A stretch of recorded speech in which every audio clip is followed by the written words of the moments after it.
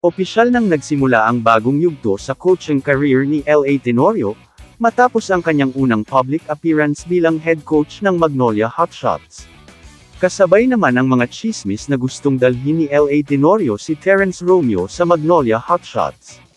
Kasalukuyang nasa Terra Firma Jeep ride si Romeo, ngunit naniniwala si Tenorio, na magiging perpektong bagay siya para sa sistema ng Magnolia. Nakikita niya si Romeo bilang potensyal na scoring boost at veteranong presensya mula sa bench. Wala pang opisyal na salita mula sa magkabilang panig. At ang isa pang kumakalat na balita, ay balak umanong kunin ni L.A. Tenorio si Mark Pingris, bilang isang assistant coach sa Magnolia Hotshots. Sa ngayon ay, active pa rin si Pingris sa paglalaro ng basketball, sa iba't ibang lugar. Parte din siya, ng Grand Slam ng Magnolia Pure Foods franchise. Magkatoto man ito, malaking bagay si Pingris para sa Magnolia Hotshots. Pero wala pa opisyal na ulat, ang bagong coach ng Magnolia, na si L.A. Tenorio. Matapos ang isang stellar na 19 na taong karera sa paglalaro, sinimulan ni L.A. Tenorio ang kanyang bagong kabanata bilang isang coach, pagkatapos maibigay sa renda ng Magnolia Hotshots.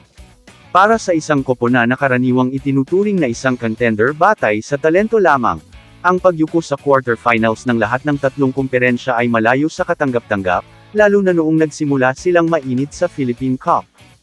Ang pagkabigo ay nagpahaba ng tagtuyot sa kampyonato na ngayon ay umabot na sa 7 taon. Isang walang hanggan para sa isang prangkisa sa pedigree ng Magnolia. Nagpahayag naman ng pag-aalinlangan si San Miguel Corporation Sports Director Al Francis Chua, tungkol sa posibilidad na si L.A. Tenorio ay magsisilbing playing head coach para sa Magnolia Hotshots, at sinabing ang dual role ay magiging lubhang mahirap, lalo na para sa isang rookie tactician sa PBA. Opisyal naman ng sasabak sa Korean Basketball League o KBL, si dating Magnolia Hotshots forward William Navarro, matapos pumirma ng kontrata sa Busan KCC Egas. Kamusta mga idol? Sports Zone PH para sa sports news and update. Kung bago ka pa lamang dito sa channel ko, pindutin mo na ang subscribe button at notification bell para lagi kang update sa mga sports news.